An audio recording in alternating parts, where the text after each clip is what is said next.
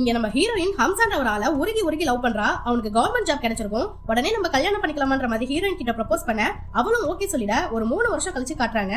ஹீரோயினை கல்யாணம் பண்ண ஆளு சரியான சைக்கோ போல. தினமும் குடிச்சிட்டு வந்து ஹீரோயினை போட்டு அடின்னு அடிக்கிறதான் அவன் வாடிக்கையவே வச்சிருக்கான். ஆனா ஹீரோயினும் அவனை எதிர்த்து ஒரு வார்த்தை கூட பேசாம கணவனே கண் கண்ட தெய்வம்ன்ற மாதிரி வாழ்ந்துட்டு இருக்கா. ஹீரோயினோட அம்மா அவ வீட்டுக்கு எதிர்த்த வீட்டுலதான் குடியிருப்பா. இப்படி தினமும் அவனை அடிச்சு கொடுமைப்படுத்துறானே, நீ பேசாம அவனை விட்டுட்டு வந்துருன்னு பல தடவை அட்வைஸ் பண்ணியும் கேட்காம ஒரு நாள் என் புருஷனை நான் கண்டிப்பா மாத்திடுவேன்ட்டு ரொம்ப நம்பிக்கையா இருக்கா ஹீரோயின். ஒரு குழந்தை பிறந்தா எல்லாம் சரியாயிடும்னு நினைச்ச ஹீரோயின் ஹம்சாவை இம்ப்ரெஸ் பண்றதுக்காக ரொம்ப மாடர்னா ஒரு ட்ரெஸ்ஸும் அதுக்கு மேட்சிங்கா ஒரு ஹீல்ஸும் வாங்கி வச்சிருப்பா.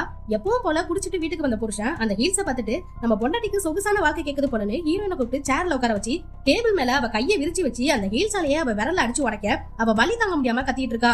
அப்ப கூட அந்த நேரத்துல கோவத்தை அவ புருஷன் மேல காட்டாம அவ ஆபீஸ் போனதுக்கு அப்புறமா பாத்திரத்தெல்லாம் போட்டு உடைச்சு அது மேல கோவத்தெல்லாம் காட்டிட்டு இருக்கா. இதை பார்த்த ஒரு பையனும் போலீஸ்ல போய் கம்ப்ளைண்ட் கொடுத்திருப்பான். இந்த மாதிரி எங்க ஏரியால ஒருத்தன் பொண்டாட்டி தினமும் அடிச்சு கொடுமைப்படுத்திட்டு இருக்கான்ற மாதிரி. அதனால போலீஸ் ஹீரோயினை ஸ்டேஷனுக்கு வர சொல்லி இந்த கம்ப்ளைண்ட் உண்மையானு கேட்டா கொஞ்ச நேரம் யோசிச்சவ ஆமான்ற மாதிரி சொல்லிடுறா. உடனே அந்த ஹம்சாவை பிடிச்சி போலீஸ் உள்ள போட நான் என் ஹஸ்பண்ட் கிட்ட கொஞ்ச நேரம் பேசலாமான்னு பர்மிஷன் கேட்டுட்டு அவங்க கிட்ட பேசலான்னு போனா அவனும் இந்த சின்ன விஷயத்துக்கு நீ என் மேல போச்சுக்கிட்ட கண்டிப்பா ஒரு குழந்தை பிறந்தா நான் சரியாயிடுன்ற மாதிரி ஹீரோயின் கிட்ட சொல்ல ஹீரோயினும் மனசு மாதிரி கேஸ வாபஸ் வாங்கிடுறா.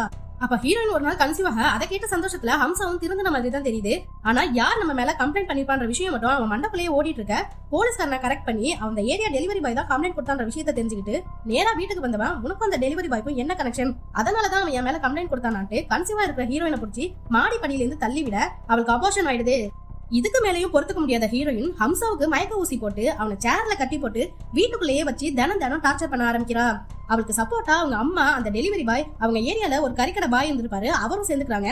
கட்டி வச்சிருந்த ஹம்சா ஒரு நாள் கட்டை எப்படியோ அவுத்துக்கிட்டு வந்து ஹீரோயினுக்கு பின்னாடி நின்று வில்லத்தனமா டார்லிங்ன்ற மாதிரி கூப்பிட ஹீரோயினை அடிக்க வர நல்ல வேலையா அங்க வந்த ஹீரோயினோட அம்மா அவன் தலையிலேயே அடிச்சு திரும்பவும் மட்டையாக்கிடுறா. இவன் இப்படியே வீட்டுக்குள்ள வச்சிருந்தோம்னா நமக்கு தான் ரிஸ்க்னு அவனை போட்டு தள்ள முடிவு பண்றாங்க. அதுக்காக 4 பேரும் சேர்ந்து அவனை ரயில்வே ட்ராக்ல கொண்டு போய் கட்டி போடுறாங்க. அப்ப திடீர்னு மனசு மாறின ஹீரோயின் ஒரு கொலை பண்ற அளவுக்கு நான் கெட்டவ இல்லன்னு அவனை அவுத்து விட்டுட்டு கிளம்ப அப்ப கூட அடங்காதவன் நீ என்ன பண்ணன டார்ச்சருக்கு உன் குழந்தைய கொன்ன மாதிரியே உன்னையும் கொல்ல போறேன்னு திமிரா பேசிட்டு இருக்க. அப்ப அங்க வந்து ட்ரெயின் அவனை அடிச்சு தூக்கிடுது. அப்ப ஹீரோனோட அம்மாவும் நீயா அவனை கொலை பண்ணியிருந்தா அந்த குற்ற உணர்ச்சிலேயே உன்னோட வாழ்க்கையை நீ கழிச்சிருக்கணும், ஆனா இப்ப கடவுளே அவனுக்கு தண்டனை கொடுத்துட்டாருன்னு சொல்லி சந்தோஷமா இங்கிருந்து கிளம்புறாங்க.